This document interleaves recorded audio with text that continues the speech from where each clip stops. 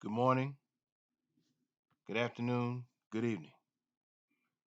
This is Dr. Soul Brother with another show to bring a remedy to cure your ills. Let's get into this. So, Miss Candace Owens has been kicked to the curb by some white folks. Oh man, I got to tell you, I'm enjoying every second of it.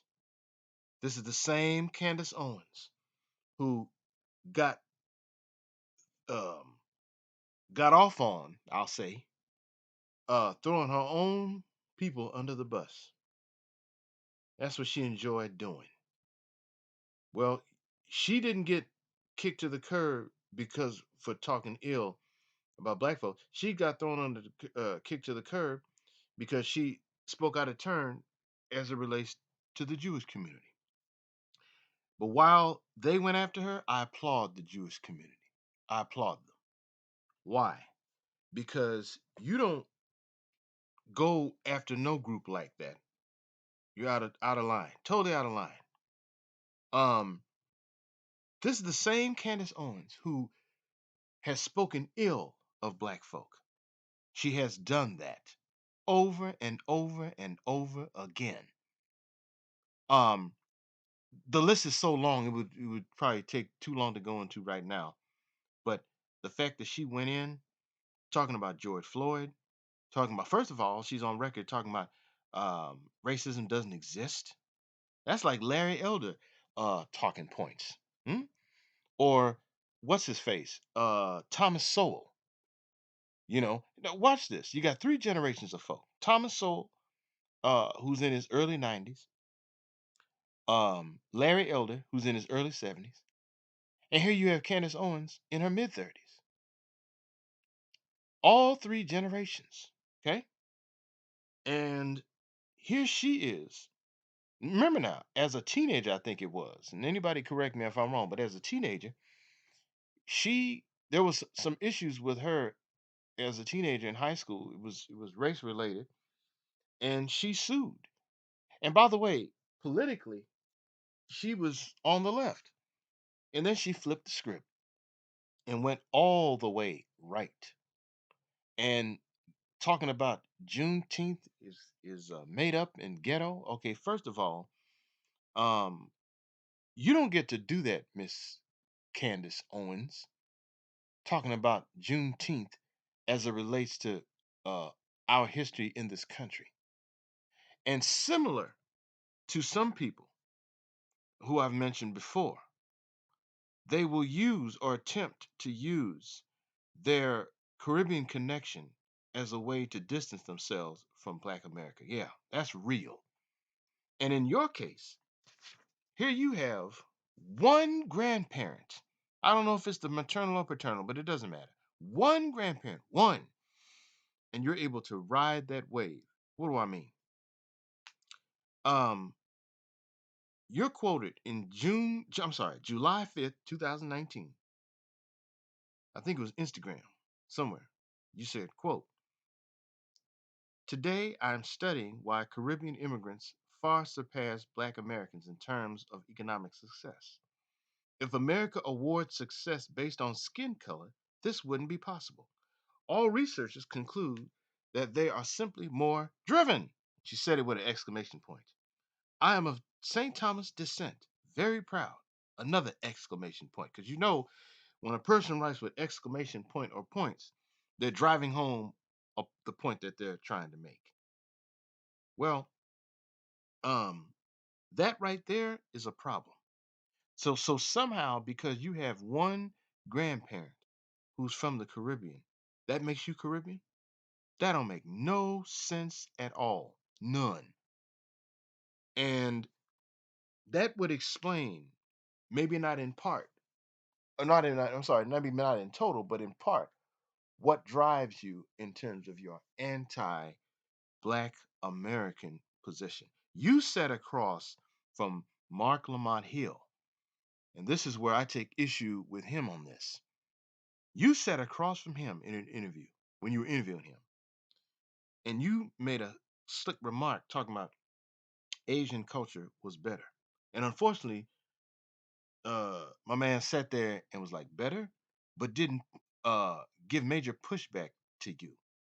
I would have done that. There's no way I would, on God's green earth, I would allow you or any other person to throw black culture in this country under the bus. And for you to refer to Juneteenth as made up and ghetto, first of all holidays are made up, all of them. And that's when I say all of them, not just as it relates to the United States, but um, throughout the world, they're made up. But to refer to them as ghetto, who do you think you are? And that ghetto term is nothing but coded language, meaning that's some nigga stuff. That's what you're really saying. Let's just keep it a buck. Okay? Um, so and then here's the other problem. You're trying now because you got kicked to the curb to curry favor or ease back into the good graces of black folk. Well, here's the deal, fam. Do not accept this broad back in. No, she's not one of us for two reasons. Number one, her vitriol is too deep. And secondly, she has declared herself Caribbean. So therefore, you stay over there. I saw somebody in one of the chats I was looking at earlier today, in fact. Oh, no, I'm sorry, it was the other day. The other day. What am I saying? Not today. The other day. About um, go back to your island. You know why that was said? Because you are engaging in Caribbean chauvinism with that one grandparent. And I'm gonna tell y'all something. That is no different, and it's very similar. Think about this. Really think about this. It's like a black person who has somebody white in their lineage, a grandparent or somebody, and they suggest that whatever brilliance that they have, it's the white in them. Well, that right there, that's what white folks did. They did that with black folks who were of a lighter hue, whether they were mixed parentage or not. If they exhibited any brilliance, they suggested that was the white in them. Well, that's what Candace Owens is doing. She's suggesting that two things. One, any brilliance, that's this thing about I'm of St. Thomas descent, very proud. And researchers, I like to know who are these researchers. All researchers conclude that they, Caribbean folk, are simply more driven. So much so that, okay, so what are we saying? That black folks in this country who built America haven't been driven? Is that what you're saying? And you concur with these researchers? Who are these researchers? White folks. And then it doesn't help that you have somebody like a Thomas Sowell who seems to be very popular among this younger generation of folk who are not thinking clearly at all. That he bigs up um, Caribbean and African folks over Black Americans. So then Candace Owens is in concert with his line of thinking. That right there is a problem.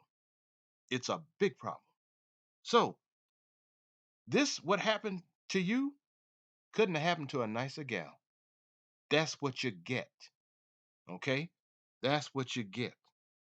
Because you are on record, Candace Owens, of reducing what happened to George Floyd as, first of all, referring to him as a thug, which is inappropriate given um, the terrible tragedy, what happened with him. While he was not a perfect person, he was undeserving of that execution, if you will. That cannot be denied. We all saw it. That's number one. Number two, you threw shade. Um, no, actually, shade wouldn't be the right term. You were exhibiting anti-black hatred as it related to Breonna Taylor. You did the same thing with what's our brother Aubrey, who was shot and killed by those racist white folks in I think it was Georgia. Okay, and we could go on. So the thing is this: you have yet to apologize to the black community. You have not atoned. You have not asked for our forgiveness. So therefore, you are not welcome on the black side. In fact, as far as I'm concerned, I don't know about the rest of y'all, but as far as I'm concerned, her black card has been revoked. Period. So here's the deal: people like her don't invite them not just to the cookout, birthday parties, weddings, funerals, or just general get-togethers. Because you ain't one of us. You've declared that already. So no, we cannot have this. You're a problem. So, and the other thing, and I'll end with this: uh, you insulted the black community in general and black men in particular. Um, when you were on the Breakfast Club, and I have to say this to DJ Envy and Charlemagne, why would y'all entertain or give her a platform on your show? That's very problematic. You knew what side of history that she's on, and she was talking smack. She gonna talk about her husband's IQ, and the inference was black men don't have a high IQ like this white man. You are not only married to a white man, you are married to a white man who's a racist bastard. Hmm? So we know what kind of pillow talk takes place between y'all. Let's just keep it a buck. So the thing is, Candace Owens is one of these who loves white folks, loves them down to their dirty drawers. She does. Now I challenge anybody to give pushback on that. You can give pushback if you want to, but we can prove it. We got the receipts, and it's too many receipts. I mean, if I had all the receipts we have on her regarding her anti-blackness, my pockets would look like the mumps.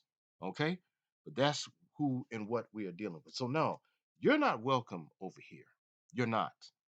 No, and you clearly demonstrated that you are not one of us, and that you are into white folks. You will not. Um, you have not rather atone for anything that you have said ill about black folk.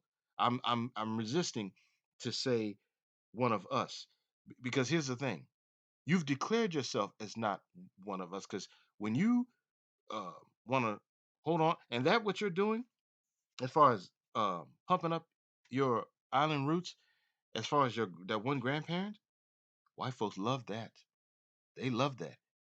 It's like, yeah, she's showing us. Yeah, she's not like those American Negroes who got roots here. Yeah, that's what you're doing. So let's be clear.